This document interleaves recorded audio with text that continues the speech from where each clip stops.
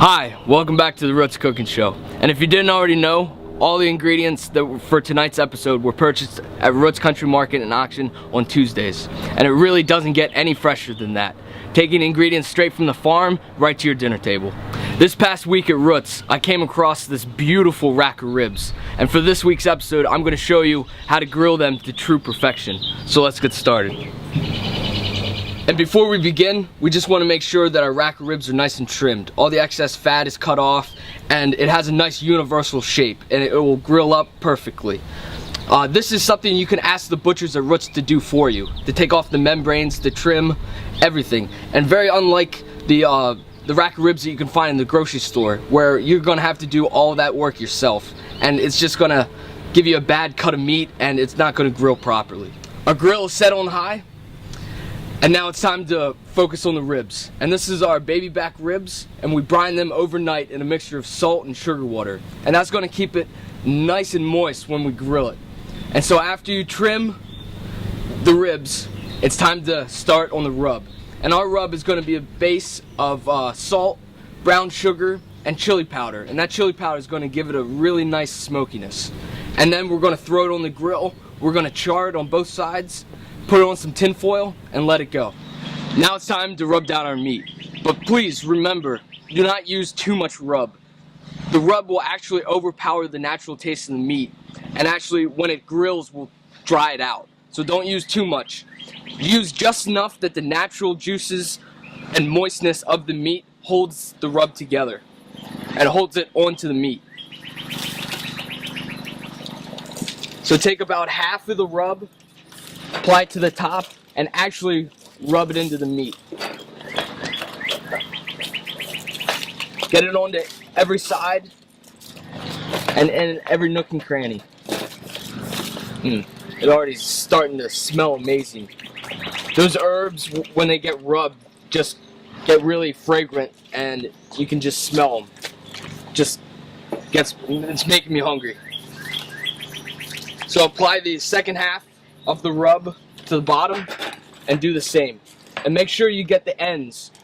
Right there, there's still a lot of meat that might not be normally covered by rub or barbecue sauce, but it's still a lot of flavor into the sides. Our first step for our grilling process is we're going to get some nice grill marks on the cut of meat. And our grill's been sitting on high for about 10 minutes and is really toasty. We're just going to throw these on both sides and get a nice grill marks. No more than 2 minutes, because you don't want to start cooking them. You just want the nice grill marks to give it a nice color and some character. So we'll let that go for about a minute, move it a little bit for another minute, and then we'll flip it over and do two more minutes on the top side.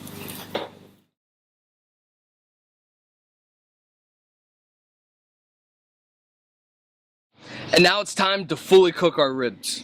And when you're cooking ribs, definitely on a gas grill, you do not want direct heat. So what we did is I killed the heat to the right side of the grill and kept one burner on the left side.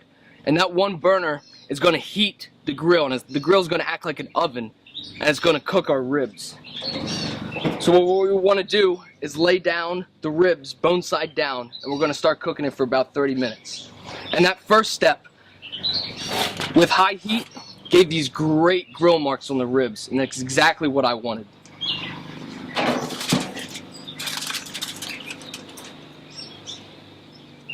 So we're going to lay those down, shut our oven, let them go for about 15 minutes, and then we're going to take a look at them. While we wait for our ribs to finish grilling, we're going to start on our side dish. And our side dish is going to be stuffed mushroom caps. And we have awesome portobello mushrooms that we took the stem out and then carved out the gills with a spoon. And here we have mozzarella cheese, onions, organic tomatoes, and organic English peas. And English peas are very similar to green peas. They just have a more of a natural sweetness to them. So we just boiled them in some salted water, and that salt gives the English peas a nice complement to that natural sweetness.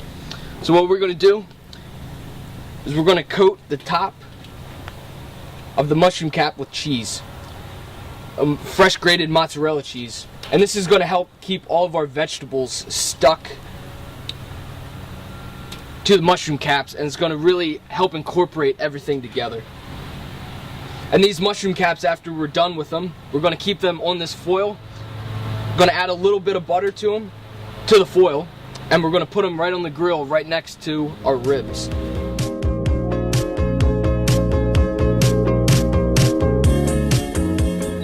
Our first stage of grilling is complete, and that stage was to make sure that there was no more raw meat on the outside of the ribs. And it has a great color, a great dark brown color, and even on the sides there's no more juices coming out, there's no more raw meat. That's when we know that this stage is done. Our second stage is we're going to put the rack of ribs on some foil, and we're actually going to add some brining liquid, which is water, salt, and sugar mix, and then we're going to steam it for about another 30 minutes, and that's going to finish off our ribs, and it's going to also keep it nice and juicy.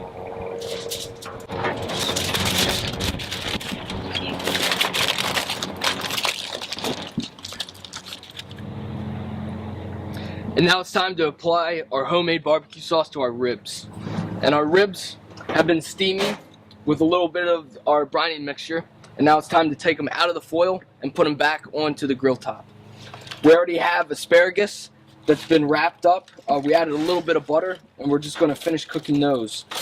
While we finish the ribs, oh wow, look, those look great. While we finish these with some barbecue sauce, we're going to put our mushroom caps, our stuffed mushrooms, on the grill and allow those to like melt and get really nice.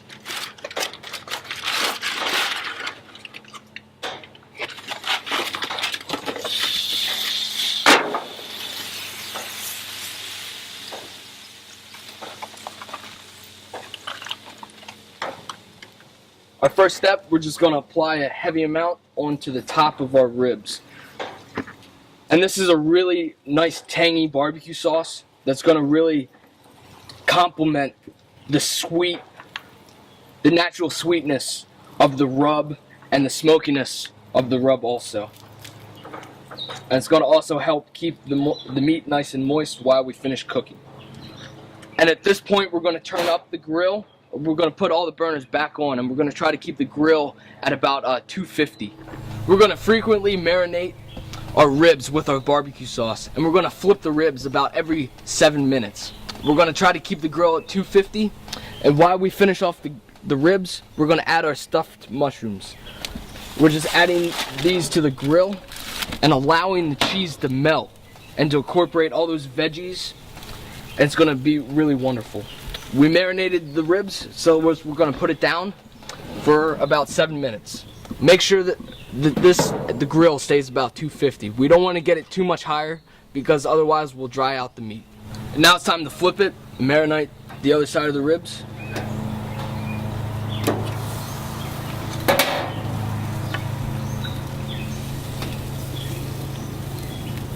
And the nice thing with marinating the ribs this far into cooking is that this barbecue sauce will be safe to eat because it's not touching raw meat. So there's no need to separate it or to cook it off later.